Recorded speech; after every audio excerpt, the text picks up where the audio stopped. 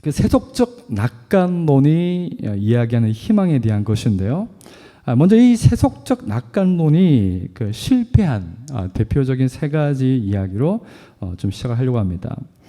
여러분, 그 세속적 낙관론은요, 그 18세기에 시작된, 그 프랑스에서 시작된, 그리고 지금까지 우리가 살고 있는 시대에 계속 이어져 온 주된 사상입니다. 여러분이 그 세속적 낙관론을 갖다가 다른 말로는 계몽주의 합리성을 이야기합니다. 이건 철학적인 사고고 사회 과학자들이 그 정해 놓은 것이기 때문에 우리의 머릿속에는 이 단어가 없을 수 있어요. 그런데 이 세속적 낙관론이 18세기 이후부터 이 시대까지 오늘날까지 중요한 사상이라는 거예요.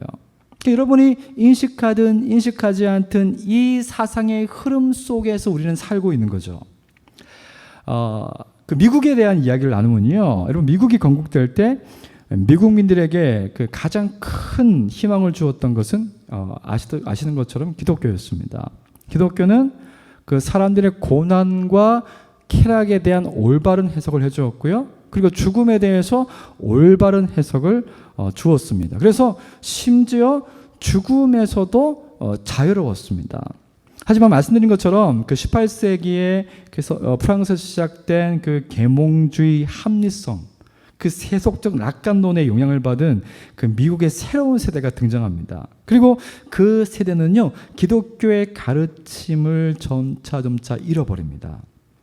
그 결과 하나님의 나라에서 희망을 찾던 사람들이 이제는 미국 자체가 지상 최고의 나라가 되는 것, 미국 자체가 지상 최고의 나라가 되는 것이 신성한 소망이 되었습니다.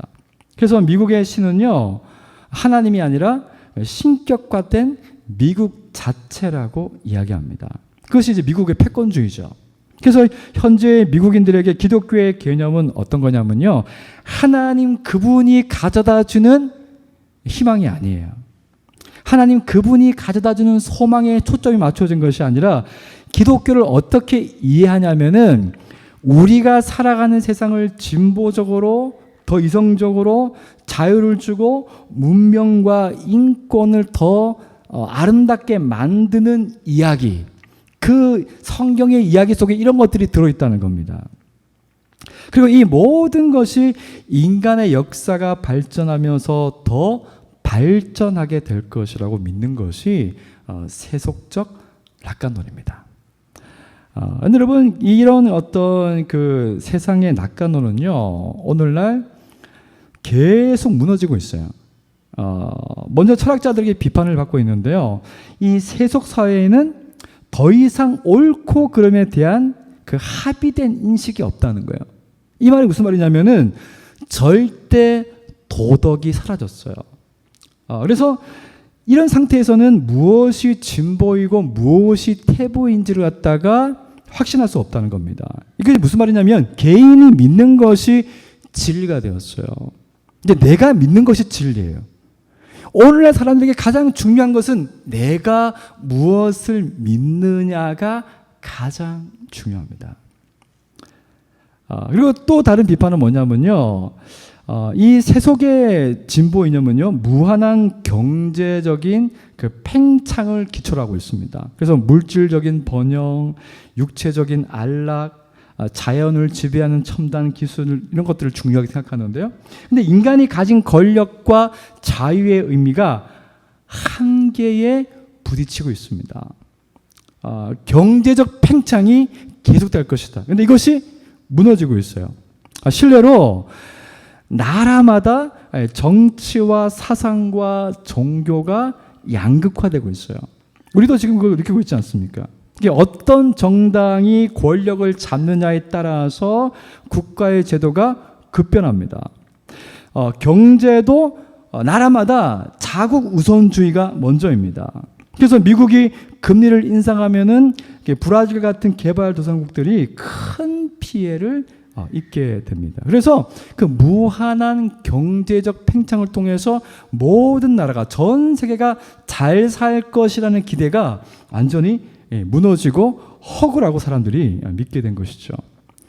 여러분 지금 미국과 영국의 그 10대와 20대는요, 확신하고 있어요. 안 좋은 확신인데 자신들은 아버지 세대들처럼 그런 경제적 부를 여유를 누릴 수 없다고 확신하고 있다고 합니다. 그래서 이 10대들과 20대들은요, 자신들의 미래에 희망이 없다고 지금 이야기하고 있어요.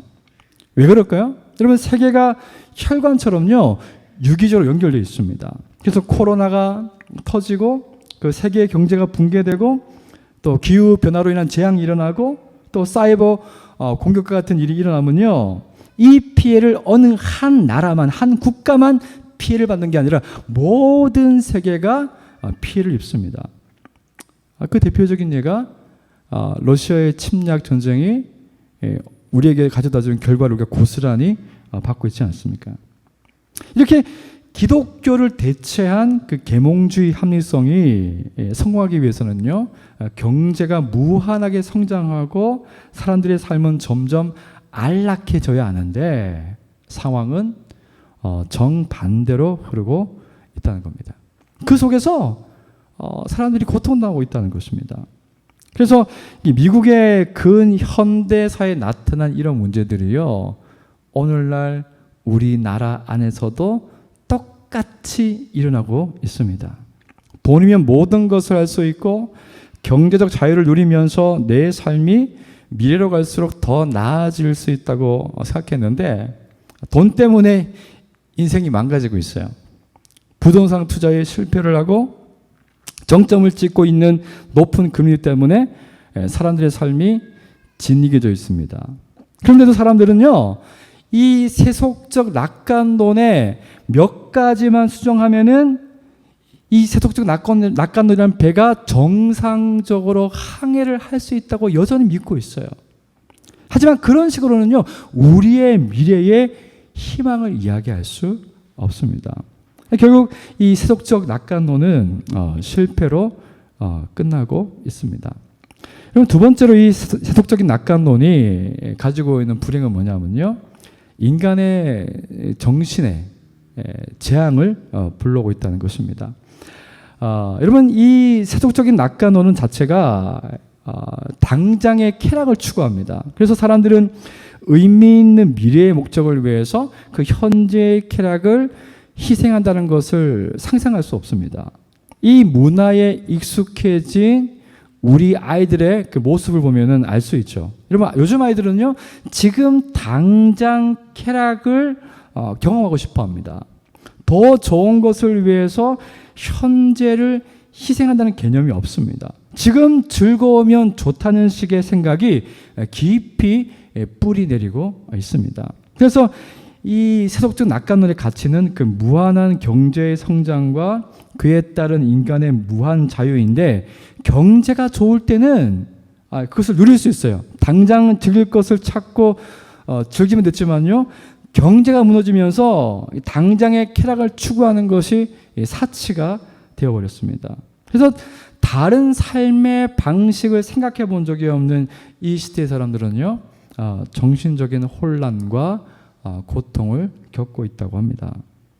여러분, 이러한 세속적인 낙관론은요, 사람들에게 필요한 것이 인간이 무한히 진보하는 것이라고 가르쳤지만, 여러분, 인간에게 필요한 것은요, 무한히 진보하는 것이 아니라 무엇이 옳은 것인가에 대한 올바른 신념이 필요하죠.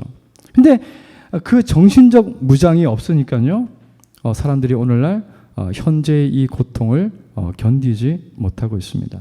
근데 과거의 그 미국의 노예 제도를 보게 되면요, 흑인들은 어떤 자유도 없었는데 그 상황을 견디는 힘이 있었어요. 왜 그러냐면은 그 당시의 기독교가 이 흑인들에게 희망을 주었습니다. 기독교 희망은 흑인들에게 당당하고 의연하게 살아가는 법을 가르쳐 줬어요.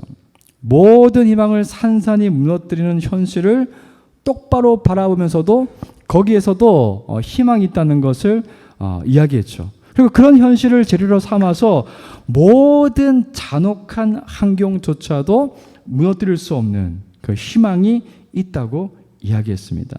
그 기독교의 희망 때문에 흑인들은 비록 가혹한 삶이지만 이 삶을 살아야 될 권리가 있다고 이야기를 했습니다.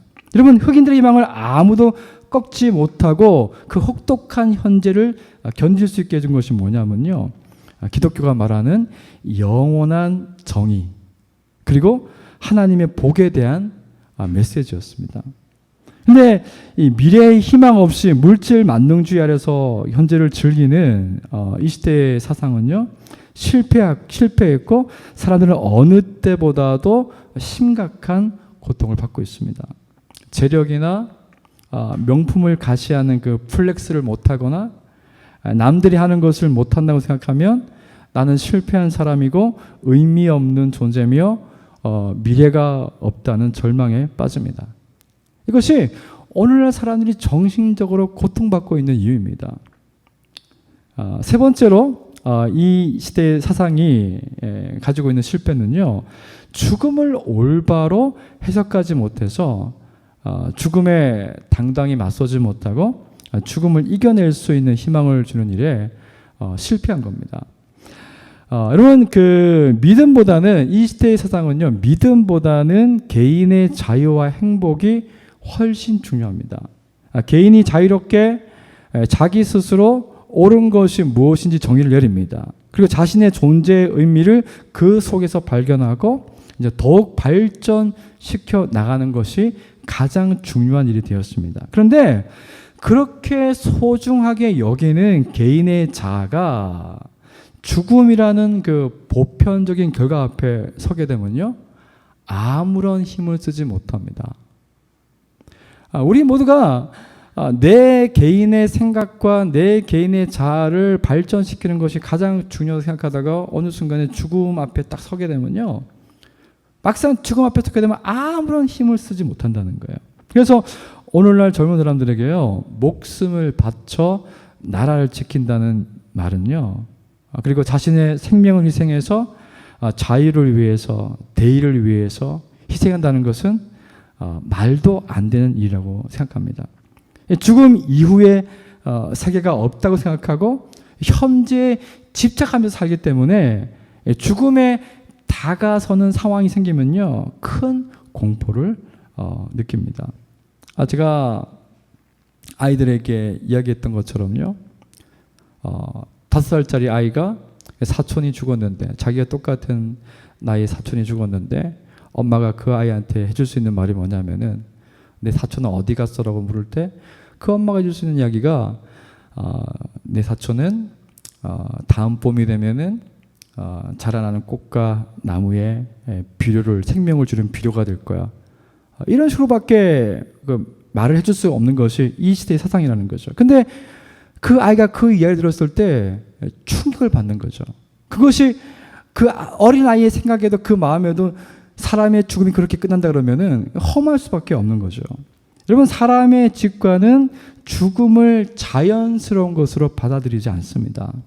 그것을 어떻게 알 수 있냐면요, 가족 공원에 가면 알게 돼요. 그 가족 공원에 가게 되면요, 죽음을 자연스럽게 받아들인 사람이 단 한 사람도 없어요. 얼마나 힘들어하는지 모릅니다. 근데 엄마는 마치 죽어서 사람이 흙이 되는 것이, 그것으로 끝나는 것이 아주 자연스러운 것처럼 말해서 아이의 직관을 눌러버리지만은 아이는 받아들이지 못하는 거죠. 본능적으로 공포에 떠는 것입니다. 여러분, 어느 누구도 사람이 죽어서 흙이 되고 나무의 꽃에 생명을 주는 비료가 된다는 그 말에 감동하면서 자연스럽게 받아들인 사람은 없습니다. 근데 왜 우리가 죽음을 두려워할까요? 왜 사랑하는 사람의 죽음에 분노하고 그런 마음의 격한 감정이 일어날까요? 왜냐하면 죽음이라는 것이 모든 관계를 끝낸다고 생각하기 때문입니다. 여러분, 그 카를 융이라는 사람이 이런 얘기 했어요. 죽음은 무섭도록 잔인한 일입니다. 태연하게 받아들이는 척해도 소용없고 물리적으로 불행한 죽음은 물론이고 죽음이 사람의 마음에 남기는 상처는 훨씬 더 큽니다. 여러분, 사람들이 그 잔인한 살인 사건에 구형되는 그 짧은 형을 이렇게 개탄스러워하는 이유가 뭐냐면요, 살인자가 받은 그 짧은 형은 죽음을 돌이킬 수가 없어요. 죽음을 보상할 수 없기 때문에 사람들은 절망하게 됩니다. 여러분, 우리가 죽음을 두려워하는 이유가 하나 더 있는데요. 여러분, 죽음 이후에는 아무것도 없다고 말하지만 실제로 사람들이 이 죽음에 임박했다는 것을 알게 되면요, 사람들이 하는 질문이 있습니다. 그게 뭐냐면은, 나는 가족과 친구들을 충분히 사랑했을까? 돈은 충분히 베풀었을까? 내 삶에 변화가 필요한 줄 알면서도 늘 뒤로 미루지는 않았을까? 죽음의 문턱에 서게 되면 누구나 자신이 제대로 살았는지 이렇게 질문하게 된다는 거예요. 그리고 그 답은 어떨까요? 거의 부정적입니다. 사람이 죽음에 임박하면 모두 겁쟁이게 됩니다. 사람들이 죽음을 두려워하는 여러분 진짜 이유는요, 죽음 이후에는 아무것도 없기 때문이 아니고 죽음 이후에 어떤 일이 일어날지 모르기 때문이에요. 그래서 사실 사람들은 죽음 자체가 두려운 게 아니라 죽음이 끝이 아닐까 봐 두려워하는 것이죠. 예를 들어서 여러분, 도로에서 차가 100km로 달리는 차가 있는데요. 그 100km 달리는 차에 올라타고 있는데 사람이 차 밖을 볼 수가 없는 거예요. 그러면 얼마나 무섭겠습니까?